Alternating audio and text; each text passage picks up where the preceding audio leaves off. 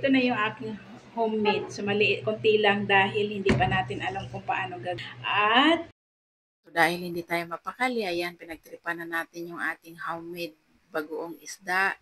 Gumawa pala ako niyan dahil napakamura ng dilis. 100 ko lang yung nabili. Kaya gumawa ako. Instead na ipaksiw ko na lang, ginawa ko na lang ganyan para maunti-unti ko lang. Kasi syempre, alam ko ang anak ko hindi masyado kumakain ng isda. At syempre bilang isang ina, hindi pwedeng hindi talaga, pinapakain ko talaga siya. At ayan, ang ating matching pala for today is ginisang ampalaya, hiwa-hiwain ko lang yan na maliliit para madali lang din niya makain.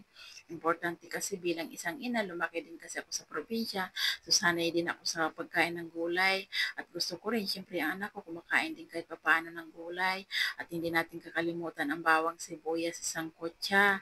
At isusunod na rin natin ang itlog. Pagkatapos maluto ng itlog, isusunod na rin natin ang apalaya.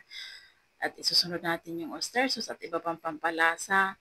Ayan, fast forward, luto na. Kakain na rin kami magnanay. At ipapakita ko pala kung paano ko gawin yung bagoong isda. O, di ba? Hindi ko alam kung tama ba yung ginawa ko, pero sa tingin ko tama naman kasi successful naman.